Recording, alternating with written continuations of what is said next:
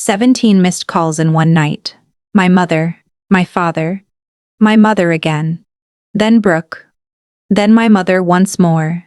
Over and over until the screen of my phone looked like a distress signal from a burning ship. And the strange thing is that it was. Just not mine. On the evening news, my sister Brooke was being led out of her luxury boutique in handcuffs. Perfect hair, perfect makeup, perfect life. All of it collapsing in high definition while reporters shouted her name. And suddenly the same parents who told me 3 months earlier that I was no longer their problem needed me more than they had ever needed anything. I did not answer a single call. I sat on the floor of my tiny apartment with my back against the wall and I watched that phone light up 17 times, and I felt nothing. Or maybe I felt everything. It was hard to tell the difference anymore. By the end of this story, you will understand exactly why I stayed silent. Because this is not just a story about my sister getting arrested. This is a story about a hospital room at 3 in the morning. About a funeral I paid for with money I did not have. About a motel room that smelled like cigarettes and fake lavender. About a cream-colored envelope with my name written across it in looping handwriting. And about a folder of bank records that proved my own family had been lying to me for 5 years. If you have ever been the forgotten one in your family, then this story is for you. Stay until the very end because what my aunt left behind changed everything I thought I knew about love and loyalty and what family really means. Before we begin, do me one small favor. Tell me in the comments where you are watching from tonight. I read every single one.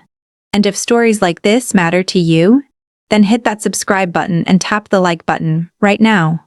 It costs you nothing and it means everything. Now let me take you back to where it really started. It started on a Tuesday in late June. The kind of day in Denver where the sky stretches wide and blue, but the air still bites if you stand in the shade too long. I was working from a cramped sublet near the university. The walls were thin enough to hear my neighbor sneeze. The kitchen smelled permanently of burnt popcorn. My lease was almost up, and I had been scrambling to find something affordable while juggling freelance graphic design gigs that paid just enough to keep me afloat. That morning, my phone rang. A number I did not recognize. A woman's voice came through calm but urgent. She told me that my Aunt Helen had collapsed at her home in Phoenix. A stroke. Severe. They did not know if she would make it through the night. I felt the air leave my lungs. You need to understand something about Aunt Helen. She was not just family. She was the only person who ever really saw me. When I was 16 and everyone said graphic design was not a real career, she sat me down at her kitchen table and taught me design software herself. She told me I had something worth sharing with the world. She said it like it was a fact. Like the sun rising. Nobody else in my family ever talked to me like that. I packed a bag in under 10 minutes, clothes thrown in without looking, laptop, charger, wallet. I did not even lock the sublet properly. I just ran. The drive from Denver to Phoenix is supposed to take 11 hours. I made it in 9.5. I pulled over once for gas and a burnt coffee that tasted like regret. My hands shook the entire way. I called my parents twice from the road. Both times my mother answered with the same clipped tone. We are aware. Brooke is handling the arrangements. You do not need to rush. But I did rush.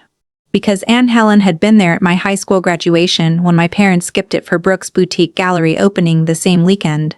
She had been there when I landed my first design client, and nobody else cared enough to celebrate. She showed up, every single time. And I was not going to let her lie in that hospital alone. When I arrived at the medical center, the fluorescent lights made everything look washed out and too bright. I found her room on the 4th floor. She was already hooked up to machines, her face slack on one side. Her breathing pushed in and out by a ventilator. The nurse told me it was a massive stroke. The damage was extensive. The next 72 hours were critical. I sat beside her bed and held her hand. It was cold. I talked to her anyway. I told her about the logo I had just finished for a small bakery in Boulder. I told her I had finally started learning animation like she always encouraged me to. I told her I was sorry I had not visited more. My voice cracked, but I kept going because I needed her to know that someone was there. My parents arrived 3 hours later. My mother walked in first wearing a tailored blazer and heels that clicked against the floor like a countdown. My father followed with his hands in his pockets and his eyes scanning the room like he was assessing a business deal. Brooke was not with them. She is busy with the boutique, my mother said before I could even ask. She will come by tomorrow. I stood up to hug my mother. She stepped past me and went straight to the nurse's station. My father gave me a brief nod and sat down in the chair farthest from the bed. That was it. No. How are you holding up? No, I am glad you made it safely. Just silence and the hum of machines keeping my aunt alive. Over the next 2 days, I barely left that hospital. I slept in a waiting room chair. I ate vending machine crackers. I made sure someone was always with her and that someone was always me. My parents came and went. An hour here. Phone calls in the hallway, then gone. Brooke showed up once. She took a selfie near the hospital entrance with a caption about family strength. She left 20 minutes later because she had a vendor meeting. On the third day, the doctors called us into a small conference room with beige walls and a box of tissues on the table. They explained that the damage was too severe. Even if she survived, her quality of life would be almost nothing. They recommended comfort care. My mother nodded like she had expected this. My father asked about the costs. I felt something inside me crack. That night, Aunt Helen passed away quietly with me holding her hand. I was the only one in the room. My parents had gone back to their hotel. Brooke was at a wine tasting event she had posted about an hour earlier. The nurse who had checked on us all week squeezed my shoulder gently. She knew you were here, she said softly. That matters. I did not know it yet, but those 4 words were going to carry me through the hardest year of my life, and neither of us knew that Aunt Helen had one more thing left to say to me. She had planned it 2 years before she ever lay in that hospital bed. And when I finally heard it, everything I believed about my family would shatter into pieces I could never put back. But I am getting ahead of myself. The funeral was small. Aunt Helen had been a private person. Her circle had shrunk over the years. The service was held at a modest chapel in the historic district, not far from the little bungalow where she had lived alone for a decade. I arranged everything because nobody else stepped up. I picked the flowers, I wrote the program, I chose the music. I paid for half of it with money I did not have. I swiped my credit card and watched the balance climb into territory that made my stomach turn. My parents contributed only after I asked directly. My mother handed me a check with a tight smile. This should cover your half, Vanessa. We are covering the rest. Brooke was too busy to help apparently. She arrived late in a black dress that looked like it cost more than my rent. She cried beautifully for the cameras, her makeup perfectly intact. After the service, we gathered at my parents' house in Scottsdale, a sprawling Spanish-style villa with terracotta tiles and a fountain in the courtyard. Inside, everything was pristine. White furniture, abstract art, a kitchen that belonged in a magazine. I had never felt comfortable there. It always felt more like a showroom than a home. I stood near the back patio, holding a glass of water I had not touched when my mother found me. We need to talk, she said quietly. She led me to my father's study. Dark wood paneling. Leather chairs. Shelves full of books nobody ever read. My father was already standing by the window. My mother closed the door behind her. And in that moment, something in my chest told me to run. Vanessa, she said. Your father and I have been talking. We think it is time you stood on your own 2 feet. I blinked. What do you mean? She folded her hands in front of her. We have helped you financially over the years. The sublet in Denver, the car repairs, the loan for your design equipment. We think it is time you became fully independent. Heat rose in my chest. I have been working. I pay my own bills. That loan was 3 years ago and I paid it back. My father finally spoke from the window. You came here expecting us to cover funeral costs. You have been staying at our house. You are not showing responsibility. I stared at him. Aunt Helen just died. I drove 11 hours to be here. I have been the only one actually taking care of things. My mother's expression hardened. That is exactly the problem, Vanessa. You are always playing the martyr. Always making everything about you. Brooke has a business to run. She has real responsibilities. You freelance from a laptop. It is not the same. The words hit me like a slap. I tried to keep my voice steady. I just need a few days to figure out my next steps. I will find a place here in Phoenix. I just need a little time. My father shook his head. We are not a safety net anymore. You are 31 years old. It is time to grow up. My mother opened the study door, a clear dismissal. We think it is best if you leave tonight. You have 1 week to collect anything you stored here. After that, we are moving forward without supporting you, financially or otherwise. I stood there frozen. Are you serious? Right now, after everything. My mother's face did not change. We are serious. It is for your own good. I walked out of that study, through the living room full of people pretending to mourn, out the front door, into my 9-year-old Honda Civic that rattled over 45. And I just drove. I ended up at an extended stay motel off Indian School Road. The kind of place with weekly rates and a flickering neon sign that buzzed in the dark like a dying insect. The room smelled like cigarette smoke masked by artificial lavender, a microwave, a mini fridge, a bed with sheets that felt stiff and cheap. I sat on the edge of that bed and stared at my phone. No calls. No messages. Nothing. That first night I could not sleep. I kept thinking about what Aunt Helen used to tell me. Family is not just about blood, sweetheart. It is about who shows up, who is there when it is hard.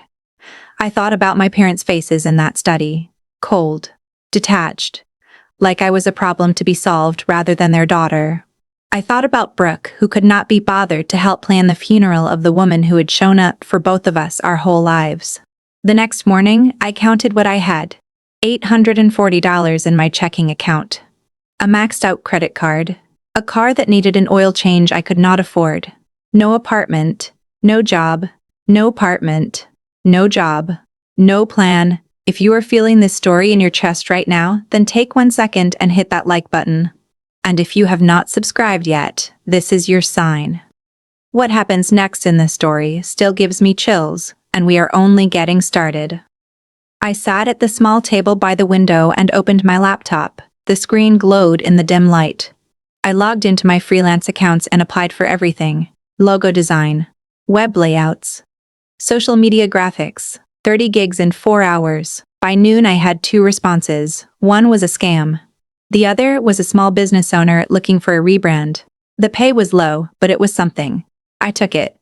Over the next week, I worked from that motel room, surviving on instant noodles and gas station coffee. I picked up 3 more clients. The work was tedious, but it kept me busy. It kept me from thinking too much about how completely alone I was. I tried calling my parents once. My mother answered. Vanessa, we have said what we needed to say. Please respect our boundaries.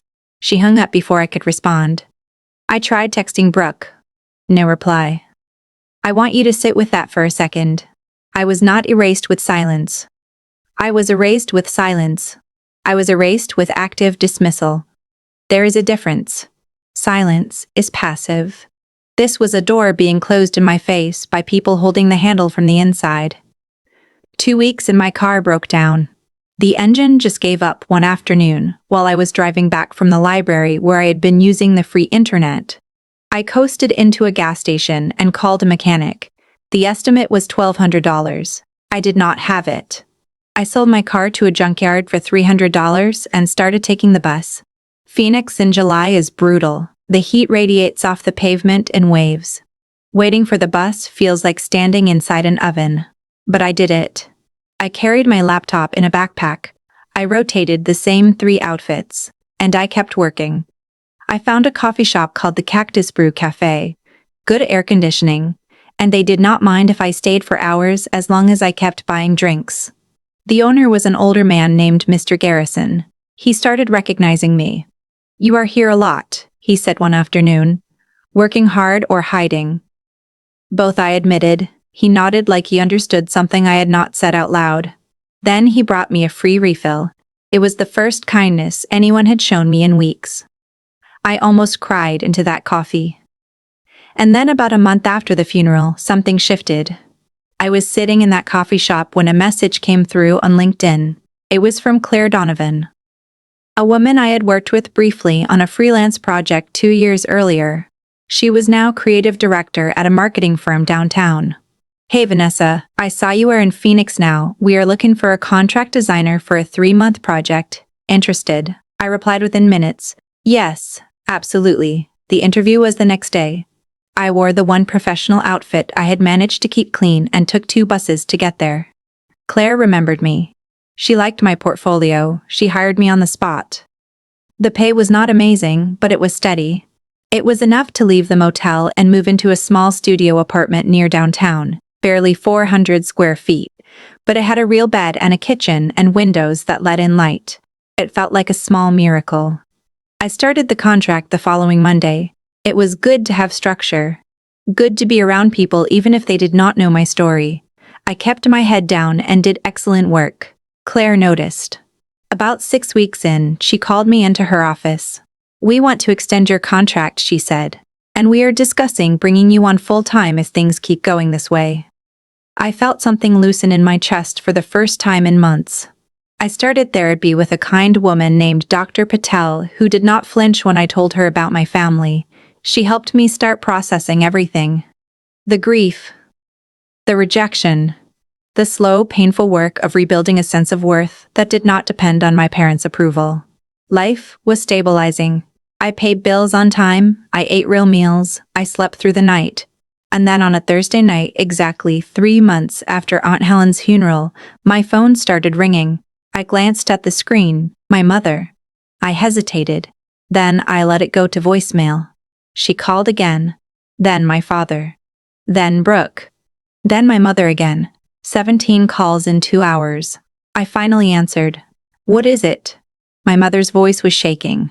"Vanessa, we need you. It is Brooke. She has been arrested. Everything stopped." "What?" My mother started crying. Something I had never heard her do in my entire life. "She has been charged with fraud and embezzlement. They took her from the boutique this afternoon. It is all over the news. We do not know what to do." Then my father's voice cut in. He must have been on speaker. "Vanessa, you need to come home. We need to handle this as a family." A family. I sat there with the phone pressed to my ear, staring at the wall of the apartment they had forced me to find. They needed me. After cutting me off. After dismissing me. After erasing me. Now that their golden child had fallen, they suddenly remembered they had another daughter. I did not yell. I did not cry. I said 4 words. "I will think about it." And I hung up. What I did next surprised even me. I opened my laptop and typed my sister's name into the search bar. And what came up on that screen was only the first layer of a truth so much uglier than fraud charges. Because buried inside my sister's scandal was a secret with my name on it. A secret my parents had been keeping for 5 years, and when I finally found it there would be no going back for any of us. But that night, I only knew the headlines. Scottsdale boutique owner arrested on fraud charges. Local influencer accused of embezzling over $200,000. The photos were brutal. Brooke being led out in handcuffs.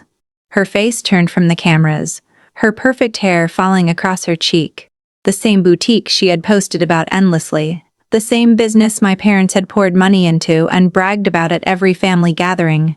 Proof that she was the successful one.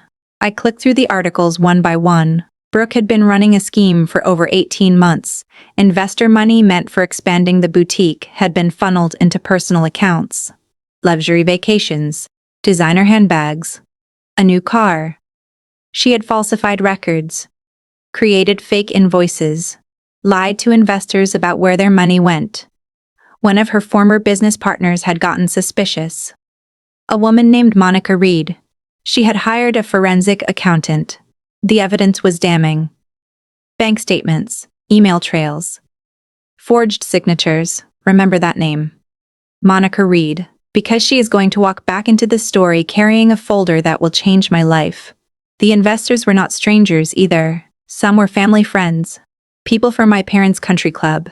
People who trusted Brooke because of her polished image and our family's reputation. Now they were filing lawsuits.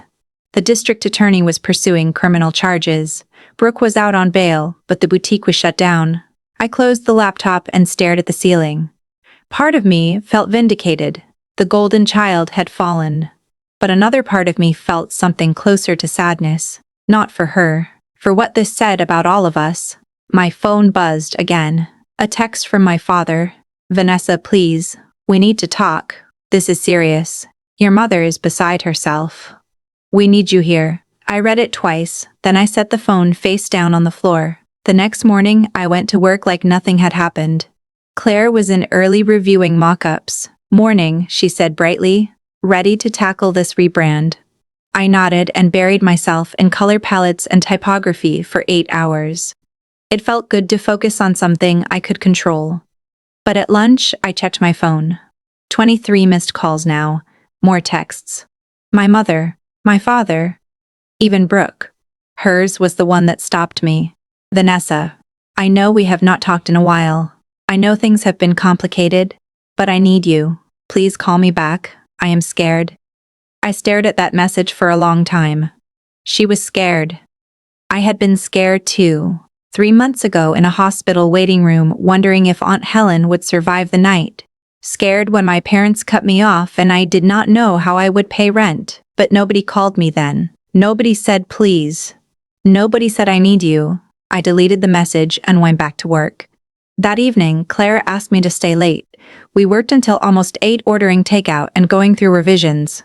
When we finally wrapped up, she leaned back in her chair. "You have been doing great work, Vanessa. Really solid. We are officially offering you the full-time position. Benefits, salary, the whole thing. Paperwork ready Monday." Relief hit me so hard it almost knocked me sideways. "Thank you," I said, and I meant it with every part of me. She smiled. "You earned it. Go home and celebrate." I took the bus back through the quiet night streets. The heat had finally broken into something tolerable. When I got inside, I sat on my bed and opened my phone one more time. 31 missed calls. I scrolled through the voicemails without listening, just watching the timestamps stack up like a countdown, and then I saw something that made my blood stop. A voicemail from a lawyer. Not my parents' lawyer. Aunt Helen's lawyer. I'd forgotten she even had one. My finger hovered over the screen, and some instinct I could not name told me that this one voicemail was about to split my entire life into a before and an after. I pressed play. His voice was calm and professional. "Miss Hartley, this is Robert Ingwin. I am the attorney who handled your Aunt Helen's estate. I have been trying to reach you regarding her will. There are some items she left specifically to you. We need to schedule a time to go over the details. Please call me back at your earliest convenience." Items she left specifically to me. I saved the voicemail and stared at the screen until it went dark. Aunt Helen had left me something. I called back even though it was late. It went to voicemail. I left a message saying I was available anytime the next day. That night, I dreamed about her house. The little bungalow with the turquoise shutters and the garden full of succulents.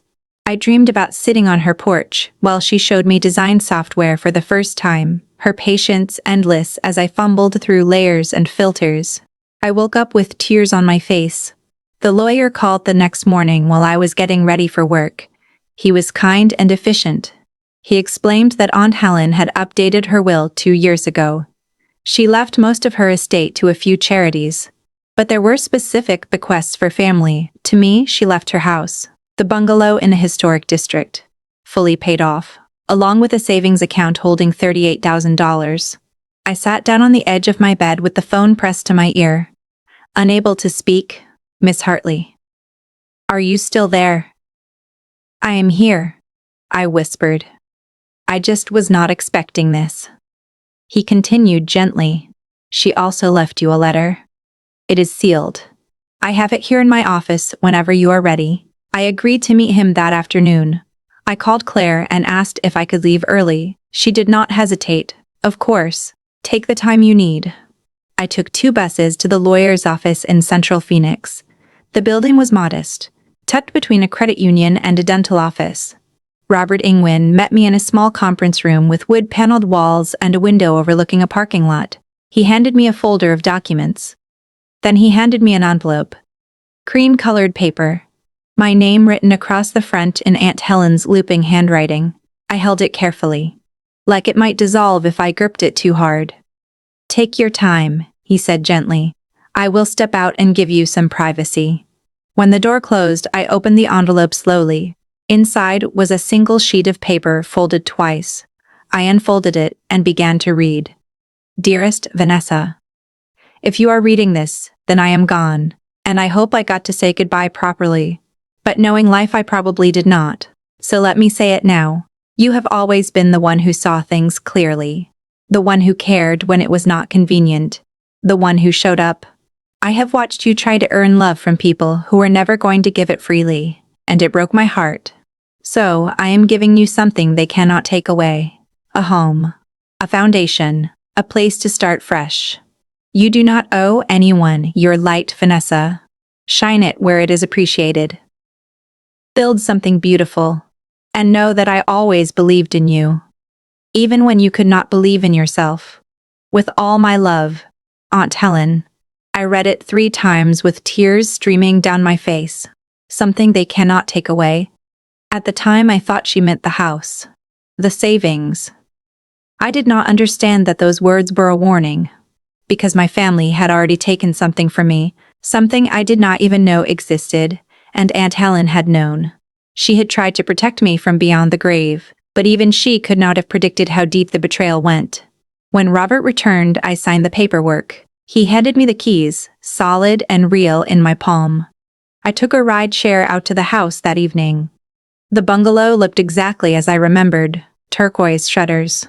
A small front porch with a wooden bench, the garden slightly overgrown but still full of life. I unlocked the door and stepped inside. It smelled like her. Lavender and old books. The furniture still there, covered in sheets. Her artwork on the walls, her dishes in the kitchen. I walked through each room slowly, touching surfaces, opening drawers, feeling the weight of her absence and her presence all at once. In her bedroom, on the dresser, I found a small wooden box. Inside was a turquoise bracelet, the one she used to wear every single day. I slipped it onto my wrist. It fit perfectly. I sat on her couch and pulled the sheets off and let myself cry. Not sad tears. Grateful ones. Aunt Helen had seen me. Even at the end. Even when nobody else did. She had made sure I would be okay. My phone buzzed. A text from my mother. "Vanessa, please. Brooke's arraignment is Monday. We need you there. The family needs to show unity." I looked at that message for a long time. Then I typed a response. "I am not coming. You cut me off when I needed you.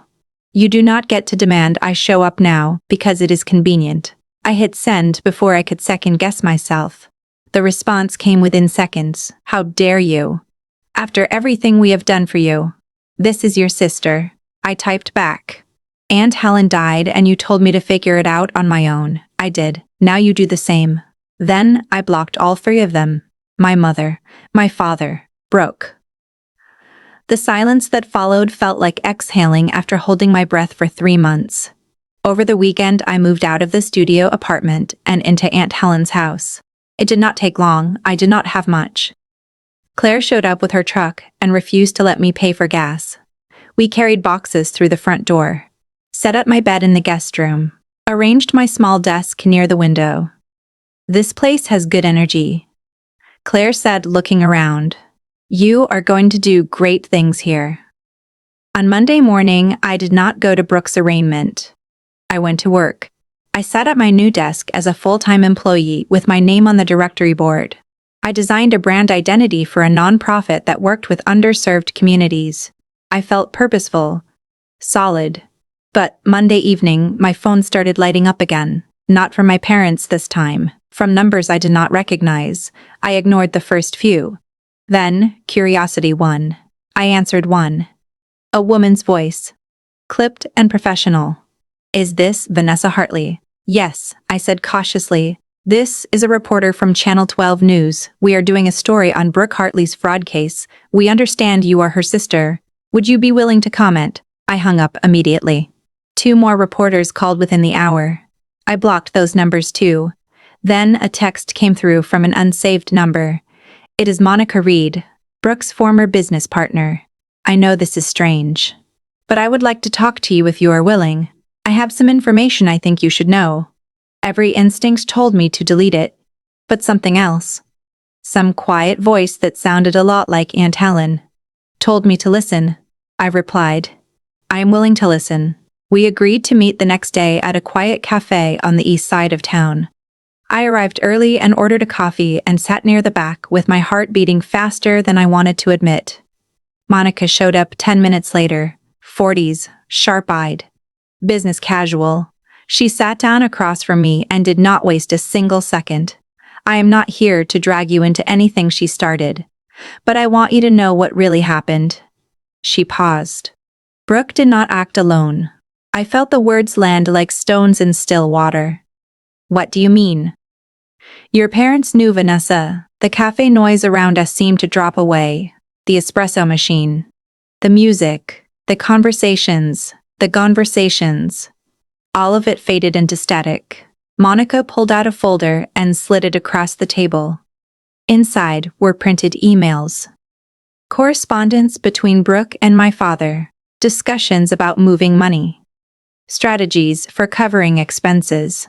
My father's signature on documents approving transfers that were later reported as fraudulent. They were helping her. Monica said quietly. Maybe they did not know how deep it went at first. But they knew enough. And when I started asking questions, your mother tried to pay me off to stay quiet. I heard my own voice from far away. Pay you off.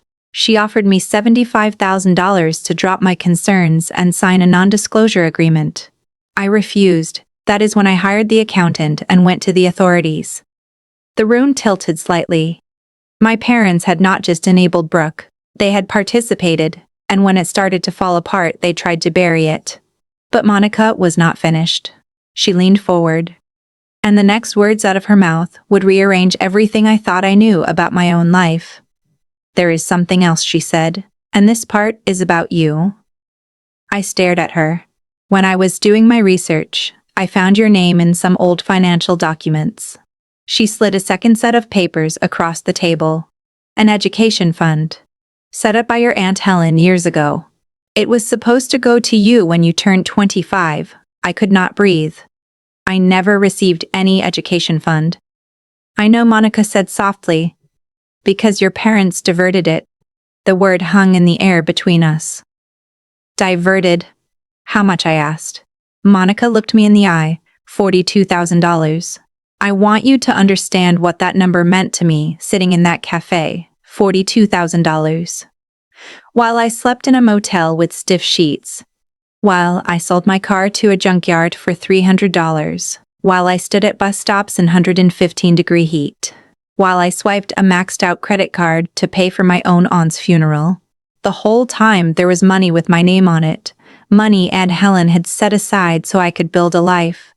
And my parents had taken it, quietly, years ago, and poured it into Brooke's boutique. The boutique they bragged about. The success story they held up as proof that Brooke was the good daughter. I have the records if you want them, Monica said. I cannot guarantee you will get it back, but you have grounds for a lawsuit if you want to pursue it. I took the folder. I did not open it. I just held it against my chest like something alive. Why are you telling me this? I asked. Her expression softened. Because you deserve to know the truth. Your sister got caught. But your parents are just as guilty, and somebody in that family should finally be told the truth. After she left, I sat in that cafe for another hour staring at the folder. Then I took it home. I spread the documents across Aunt Helen's dining table and I read every single page until 2 a.m. Bank statements, email threads, signed authorizations, my father's name, my mother's signature, dates going back 5 years. 5 years. They'd been doing this long before Aunt Helen died, long before they cut me off. Every time they told me they could not help me, every time they made me feel like a burden for needing anything. They were sitting on money that was legally mine. The next morning, I called Patricia Gomez, an attorney Robert had recommended for family estate issues. I explained everything. She listened without interrupting. When I finished, she said, "You have a case, a strong one. If you want to pursue this, we can file. It will not be easy. Family lawsuits never are. But you are entitled to that money." And they broke the law by diverting it. I thought about it for 2 days. I walked through Aunt Helen's garden. I sat on her porch with tea going cold in my hands. I wore her turquoise bracelet and imagined what she would say. And then I heard her letter in my head. Clear as if she were sitting beside me. "You do not owe anyone your light. Shine it where it is appreciated." I called Patricia back. "Let us file." The lawsuit was filed quietly. No press. No drama. Just legal paperwork submitted to the court. My parents were notified within a week. I did not hear from them directly. But I heard through Monica that they had hired a lawyer and were preparing to fight. Let them fight, I thought. I had the truth on my side. But here is what I did not expect. Fighting for yourself is one thing when it is abstract. It is another thing entirely when your own family starts fighting back. And my family did not fight fair. They never had. What came next was a campaign to break me. And it came from directions I never saw coming. The weeks that followed felt surreal. Like living in 2 parallel versions of my life. In one version, I went to work every day. I collaborated with Claire on campaigns. I grabbed lunch at the Cactus Brew Cafe. I slowly transformed Aunt Helen's bungalow into something that felt like mine. I painted the guest bedroom a soft gray. I brought in a proper desk. I planted new succulents and fixed the squeaky hinge on the screen door. Every small change felt like reclaiming territory. In the other version, I was in a legal war with my own blood. Patricia worked efficiently. She filed motions and gathered evidence and kept me updated through concise emails that never sugarcoated reality. "Your parents are claiming the fund was a family asset they had discretion over. They are arguing the money was used for family purposes and that Brooke's business benefited everyone. It is weak, but they are pushing it. We are countering with the original trust documents that clearly name you as sole beneficiary." 3 weeks after filing, the messages started. Distant cousins. Old family friends. People from my parents' social circle I had not heard from in years. Most followed the same script. "I heard about the lawsuit. I hope you know what you are doing. Family is everything. You should really reconsider tearing them apart like this." I did not respond to any of them. I had learned that explaining yourself to people who have already chosen a side is pointless. They did not want the truth. They wanted me to fall back in line and make everything comfortable again. But I was done making myself small for other people's comfort. Then came the message that actually surprised me. It was from Detective Sarah Harris, the lead investigator on Brooke's fraud case. "Ms. Hartley, I would like to speak with you regarding your sister's case. I understand you filed a civil suit against your parents. Some of the documentation you submitted may be relevant to our investigation. Would you be available for a conversation?" I called Patricia immediately. "Should I talk to her?" "Yes," she said without hesitation. "Absolutely. If the criminal investigation overlaps with your civil case, it only strengthens your position. Be honest. Stick to the facts. I will be there with you." We met Detective Harris at a small office building near the courthouse. She was younger than I expected. Late 30s maybe. Dark hair pulled back. Eyes that did not miss anything. "Thank you for coming in," she said. "I know this is not easy." She spread documents across the table. "I have been building the case against your sister for 4 months. The evidence of her fraud is substantial. But as I dug deeper, I found transactions involving your parents, transfers authorized by your father, emails where your mother discussed strategies for covering expenses that were later falsified on investor reports." She looked up at me. "They were not just enablers, they were participants." I felt my stomach tighten. "Are they going to be charged?" "That depends on what else we find," she said. "But the documents Monica Reed provided, combined with what your attorney submitted, paint a very clear picture. Now, I need to ask you some questions about your family dynamics." For the next hour, I answered everything. I told her about growing up in a house where Brooke could do no wrong. I told her about the education fund, about how I never received a cent of it, about how I only learned it existed through a stranger's investigation. Detective Harris took notes. Focused. Unreadable. When we finished, she closed her notebook and looked at me directly. I want you to know that what happened to you matters, not just legally, ethically.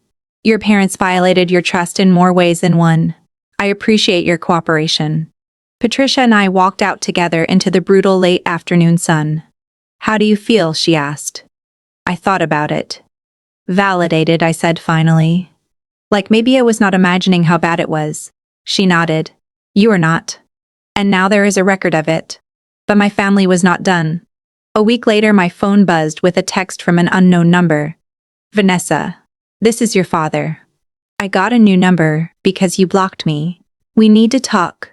This has gone far enough. You are destroying this family over money. Is that really who you want to be?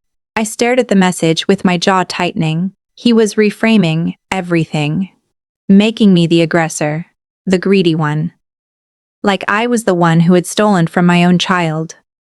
Like I was the one who had cut off my daughter during the hardest season of her life.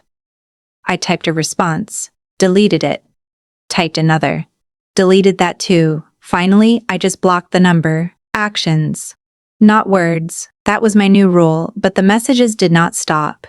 Emails, voicemails from numbers I did not recognize, even a handwritten letter delivered to the house, all saying the same thing in different words. You are being selfish.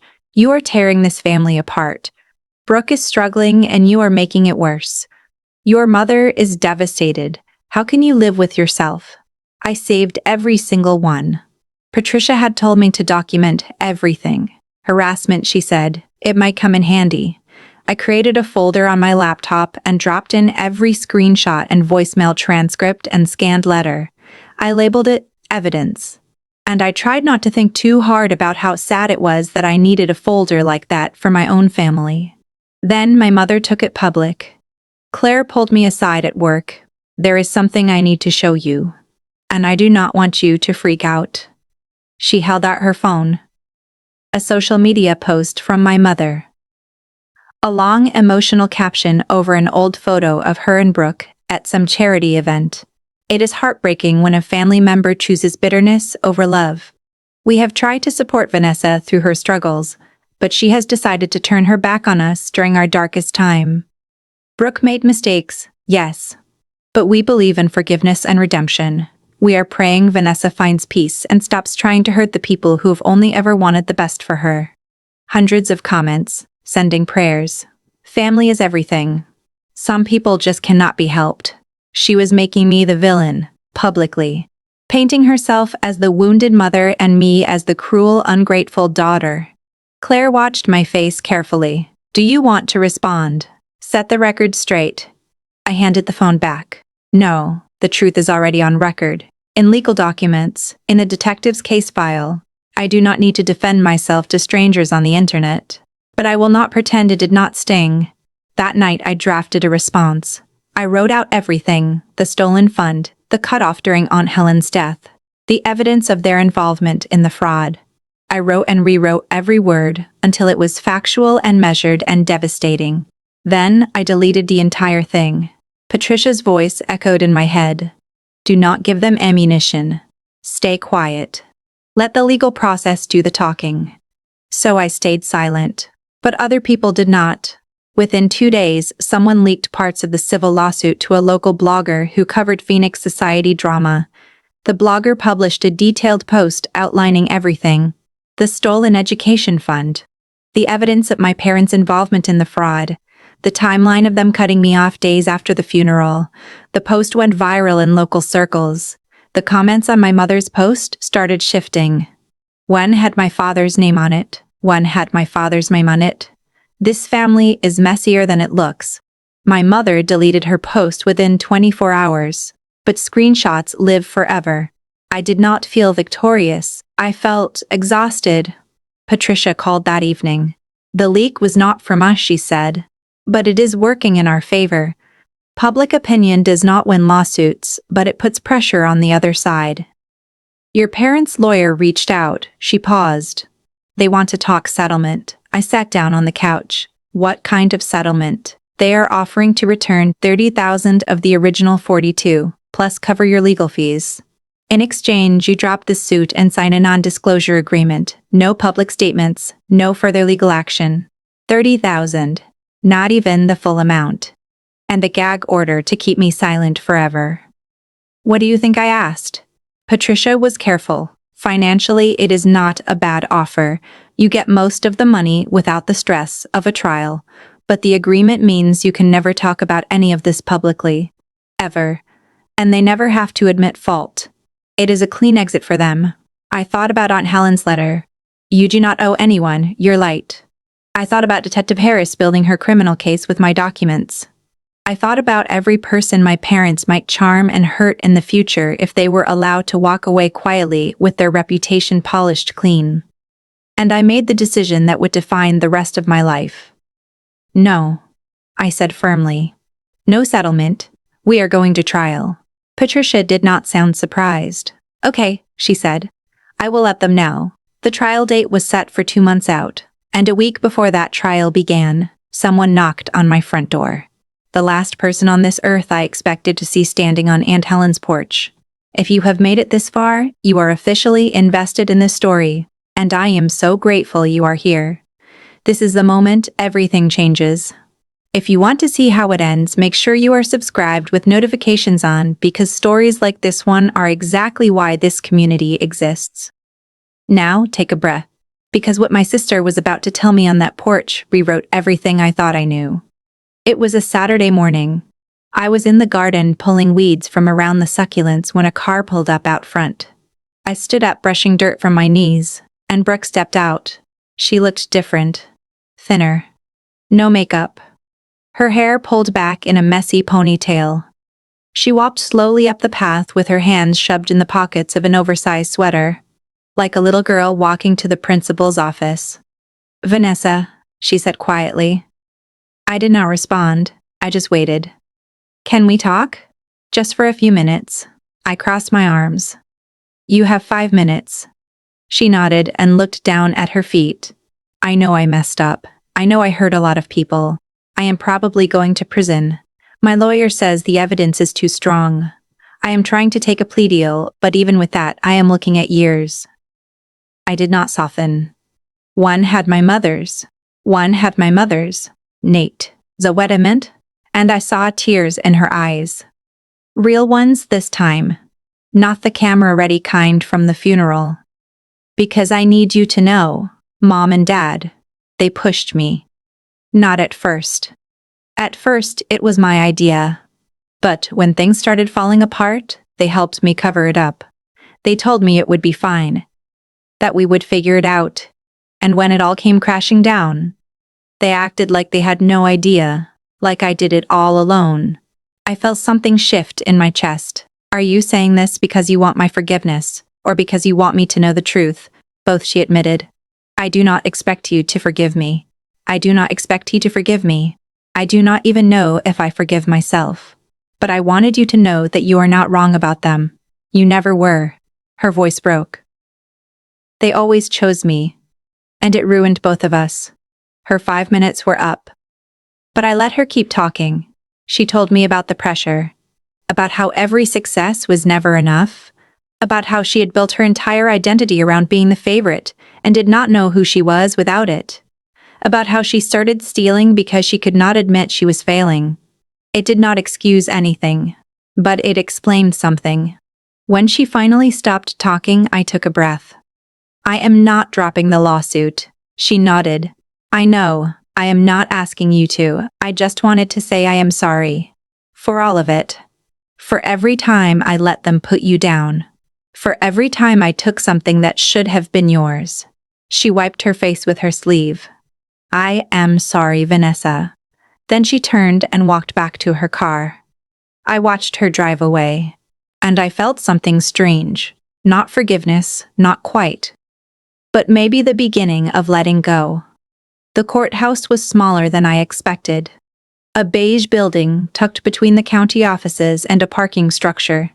The morning of the trial, I arrived 30 minutes early wearing a navy dress Claire had helped me pick out. Professional, but not trying too hard. Patricia met me in the lobby carrying 2 leather briefcases and looking completely unruffled. Ready? She asked. As ready as I will ever be. The courtroom felt almost anticlimactic. Rows of benches. A judge's bench at the front. Fluorescent lighting that made everything look washed out.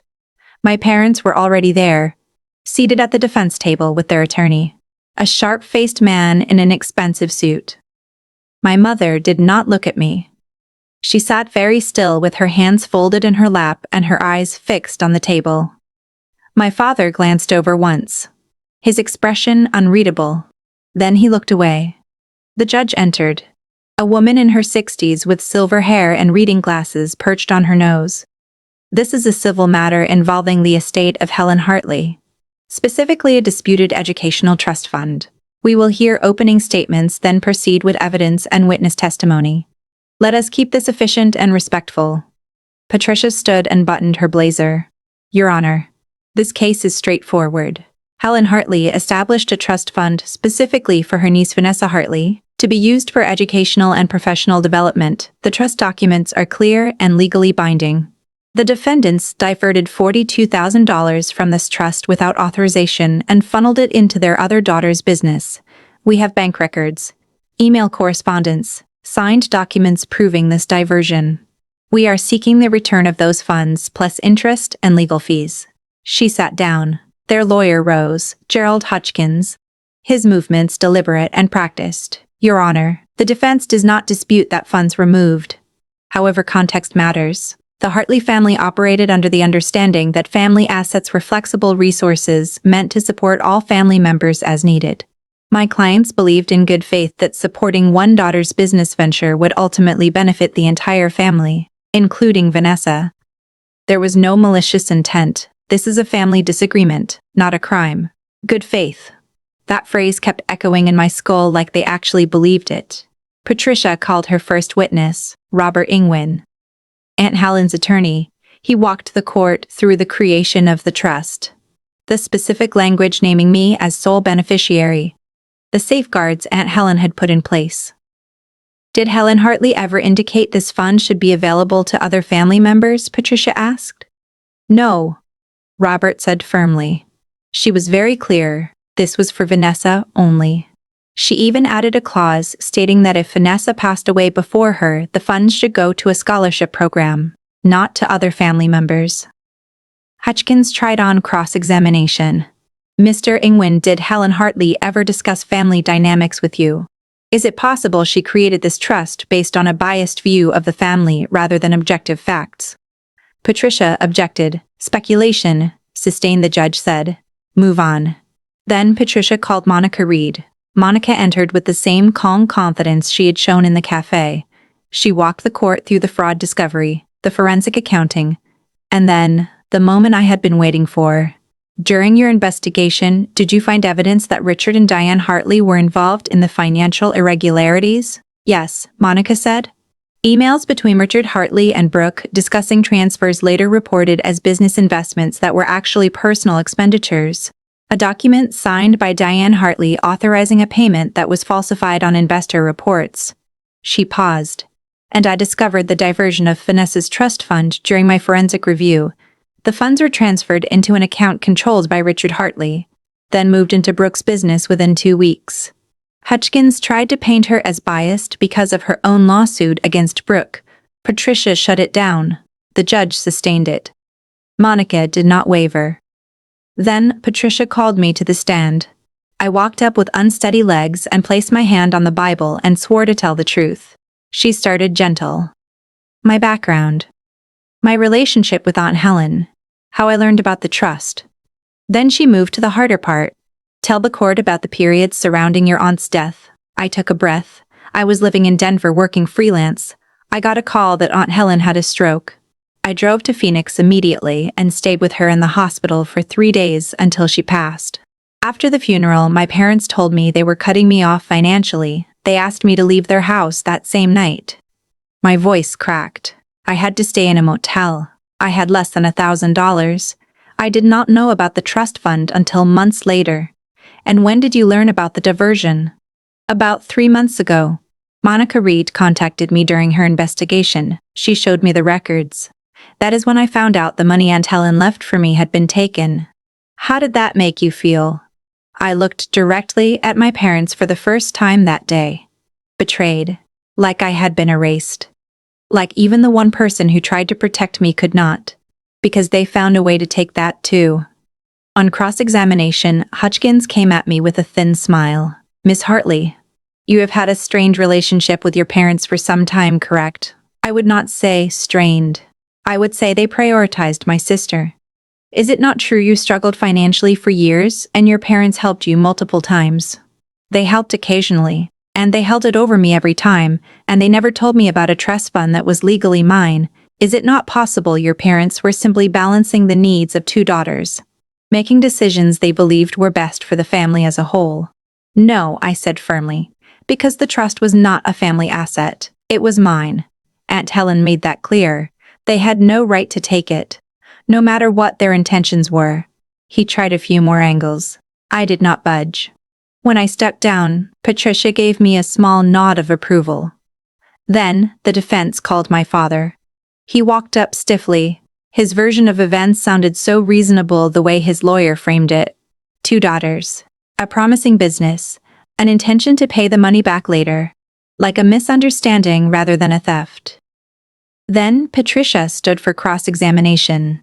Mr. Hartley, did you ever ask Vanessa's permission to use her trust fund?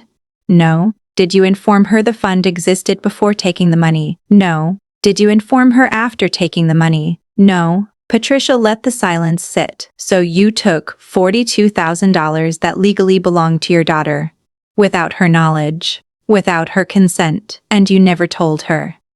Is that correct? He shifted in his seat. We intended to replace it. Patricia walked to the evidence table and picked up a document. This is a bank statement from the account where you deposited the diverted funds. Can you explain why 3 months after the transfer you moved the money into Brooke's business account, instead of replacing it as you claim you intended? My father's jaw tightened. Circumstances changed. Brooke needed the capital. Patricia raised an eyebrow, and Vanessa needed her education fund. But she did not get it. Did she? Objection. Argumentative. Overruled. Answer the question, Mr. Hartley. The courtroom was completely silent. No, my father said quietly. She did not get it. My mother testified next with more emotion, painting herself as a mother caught between 2 daughters trying to do her best. But Patricia dismantled that too, email by email, the ones where my mother actively discussed how to hide the transfers from me. The trial lasted 2 days, witnesses, documents, arguments. By the end, I felt wrung out. The judge took a day to review everything. Then she called us back for the verdict. We filed into the courtroom, same faces, same seats. My heart hammering so hard I was sure everyone could hear it. The judge looked over her notes. Then she addressed the room. I have reviewed the evidence and testimony. The trust established by Helen Hartley was clear and legally binding. The defendants had no authority to divert those funds. The plaintiff is entitled to the full amount of $42,000 plus interest accrued over the period of diversion, totaling $48,000. Additionally, the defendants will cover the plaintiff's legal fees. I felt Patricia's hand on my arm grounding me. The judge continued.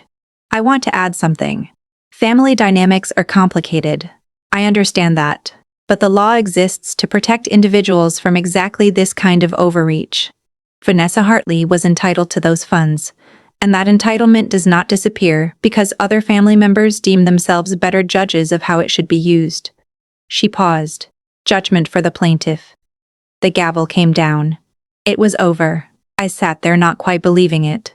Across the room my parents stood. My mother's face was pale. My father's expression was hard and closed off. Their lawyer murmured something to them, and they left without looking back. They just left. Outside the courthouse, the sun was bright and harsh. Patricia walked me to my car. The payment will process within 30 days. Once you receive it, this case is closed. I looked at her. Thank you for everything. She smiled. You did the hard part. You stood up.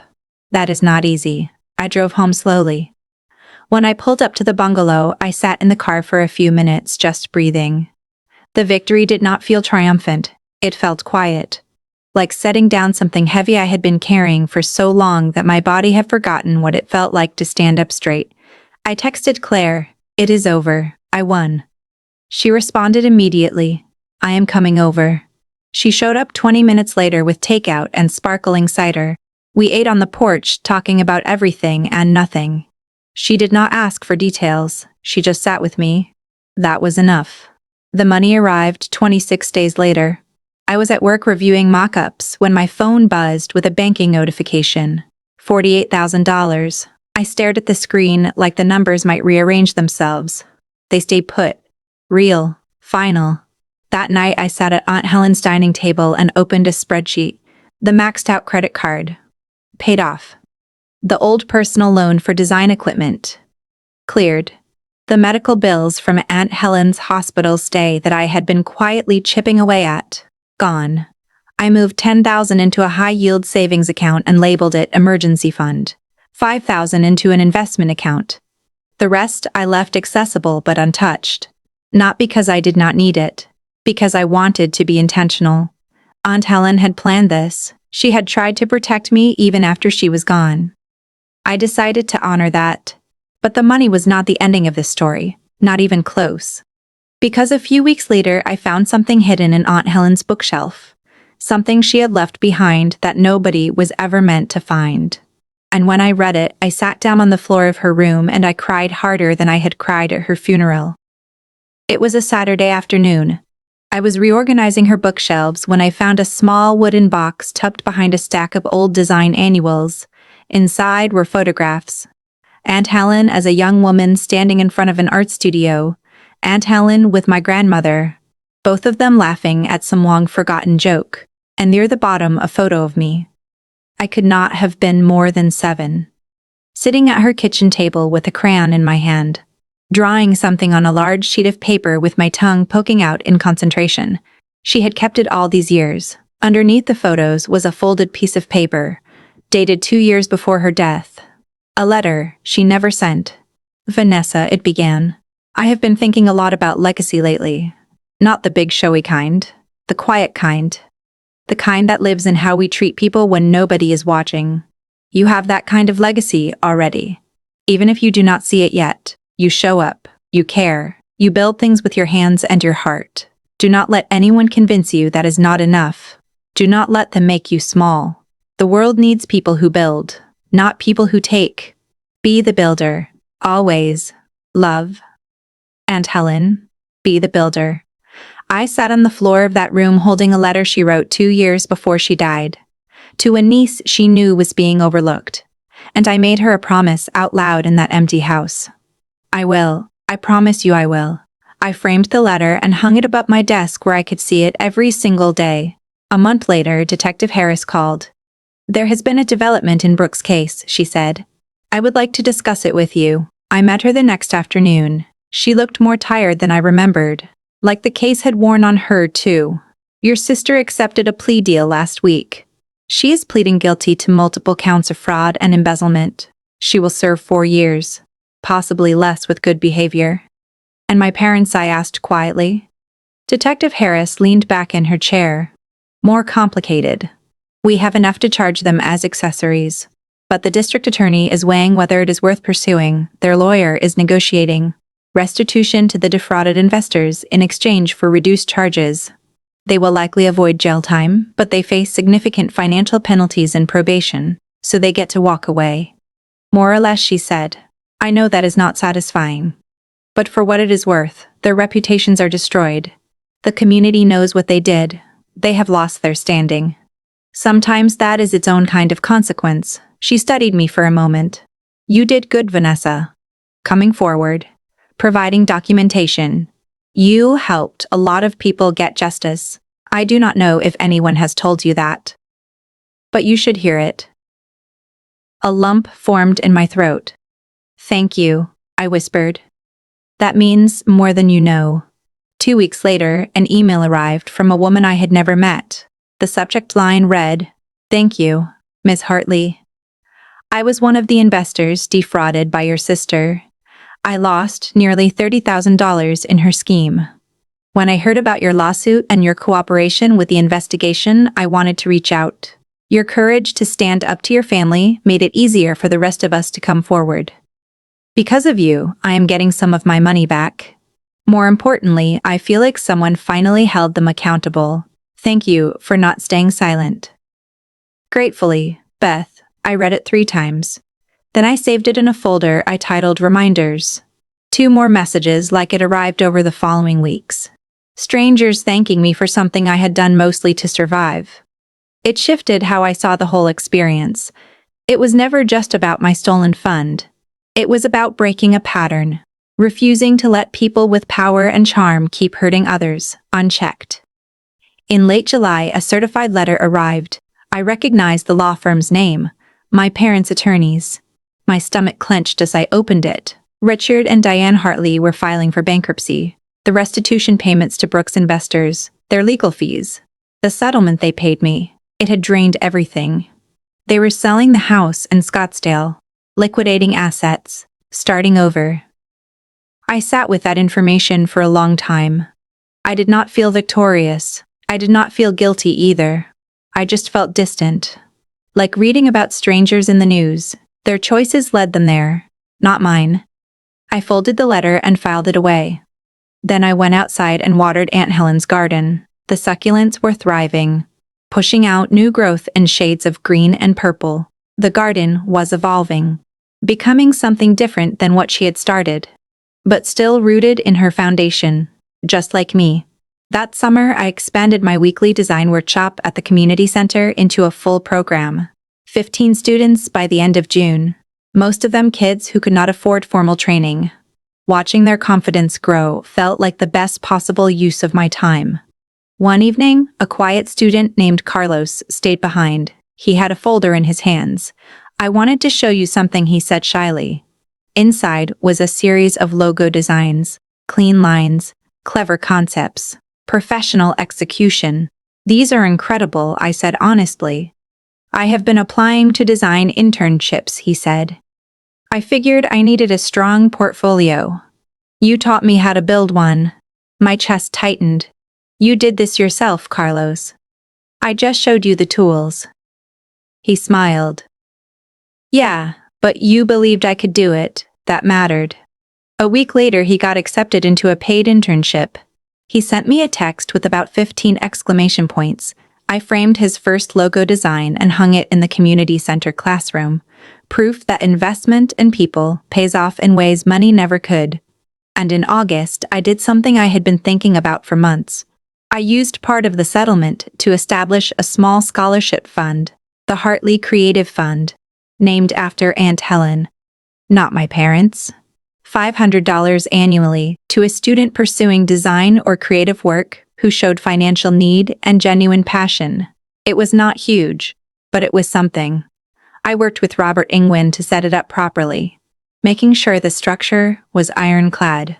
Nobody could ever redirect these funds. Ever. The first recipient was a young woman named Jade from my summer workshop. Incredibly talented but working 2 jobs to support her family. When I told her she had won, she cried. "This changes everything," she said. "I can actually take the advanced software class now. I can build a real portfolio." Watching her reaction, I finally understood why Aunt Helen had set up my trust fund all those years ago. It was never just about money. It was about belief. About telling someone, "I see your potential and I am investing in it." Somewhere in the middle of all this rebuilding, there was also Tyler, a web designer I met at a gallery opening Claire dragged me to. Kind eyes, paint-stained fingers. We talked for over an hour about design and Phoenix and the weird satisfaction of solving visual problems. It was easy. Comfortable. Friendship first. The kind built on mutual respect and genuine interest. Exactly what I needed. One night over dinner, he looked at me thoughtfully. "Can I ask you something personal? What made you decide to fight back? Most people just walk away quietly." I set down my fork and thought about it. I think it was realizing that staying quiet was not protecting me. It was protecting them. And I was tired of making myself smaller so they could feel bigger. He nodded. "That takes guts," I shrugged. "Or stubbornness." Hard to tell the difference sometimes. He laughed. Either way, I am glad you did. The world needs more people who refuse to disappear. October marked a full year since Aunt Helen's death. I took the day off work and drove to the cemetery. I brought fresh flowers, bright orange marigolds that reminded me of desert sunsets. I sat by her headstone and I talked to her like she could hear me. I told her about the house, about the scholarship, about the trial, about Carlos and Jade and all the students building their own paths now, about Tyler, about Claire, about the life I was creating. I miss you, I said out loud, but I think you would be proud of what I am building. A breeze kicked up, rustling the leaves of the nearby trees. I chose to take it as agreement. Before I left, I placed a small turquoise stone on her headstone, something permanent, a marker that I had been there, and that I would keep coming back. In November, my mother sent me an email, the first direct communication in months. Vanessa. I know we have not spoken. I know there is too much hurt to fix with words. But I wanted you to know that I am sorry. Not for everything maybe, because I still believe we were trying to do right by both of you. But I am sorry for how it made you feel. I am sorry we could not see what we were doing until it was too late. I do not expect forgiveness. I just wanted you to know. Mom. I read it several times. It was not a full apology. It was conditional, defensive, incomplete. But it was something. I drafted a response, deleted it, drafted another, deleted that too. Finally, I just wrote back. I appreciate you reaching out. I am not ready to have a relationship right now. Maybe someday, maybe not. But I am okay either way. Take care of yourself. I hit send before I could overthink it. And here's the thing about that email. A year earlier, a message like that from my mother would have sent me spiraling for weeks. Desperate for more. Desperate to fix it. But sitting in Aunt Helen's kitchen with her bracelet on my wrist and her letter above my desk, I realized something that set me free. I did not need it anymore. Their approval had been the sun I orbited my entire life, and I had finally escaped its gravity. Spring came around again. A full cycle. The garden exploded with color. The succulents bloomed in shades of pink and yellow. I planted tomatoes and basil. I repainted the porch furniture. I hosted a small dinner party on the patio under string lights I had hung between the trees. Claire came. Tyler came.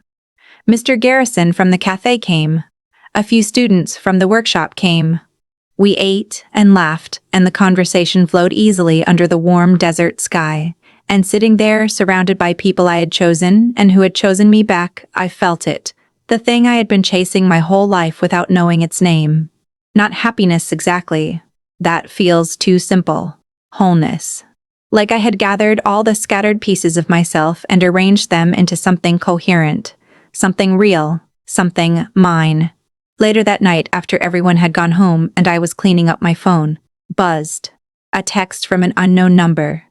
Vanessa, this is Brooke. I am allowed limited communication now. I do not expect you to respond. I just wanted to say I am using my time here to actually deal with my stuff. Therapy, accountability, all of it. I am learning that being the favorite did not make me happy. It just made me afraid of losing it. I am sorry for everything. I hope you are building something good. You deserve it. I read the message twice. Then I set my phone down without responding, not out of cruelty, but because I did not owe her absolution. Maybe someday I will respond. Maybe not. Either way is okay. That is what healing actually looks like, by the way. It is not a movie ending where everyone hugs and cries. It is quiet. It is boundaries. It is choosing yourself without needing permission. I finished cleaning and turned off the lights and went to my room. Aunt Helen's turquoise bracelet sat on my nightstand, catching the light. I picked it up and ran my thumb over the smooth stones and slipped it onto my wrist where it belonged. Then I pulled out my journal and I wrote this. A year ago, I had nothing but a backpack and grief. I stood in a hospital parking lot and begged my own parents to love me, and they hung up the phone. Today, I have a home, a career, people who see me, a future I am actively building with my own two hands. I do not know if this is what Aunt Helen imagined when she left me her house and her savings, but I think she would recognize it. I think she would see the foundation she laid and the structure I am building on top of it. I am not the same person I was when she died. I am stronger, more certain, less willing to shrink. I do not know what comes next, but I know I will face it standing up, speaking up, and refusing to disappear. That is enough. That is everything. I closed the journal and turned off the light. Through the window, I could see the Phoenix skyline glowing in the distance. The city that had felt so hostile a year ago now felt full of possibility. Here is what I want you to take from my story. Family is not about blood. It is about who shows up. Who holds your hand in the hospital at 3 in the morning? Who brings you a free coffee refill when the whole world has forgotten you exist?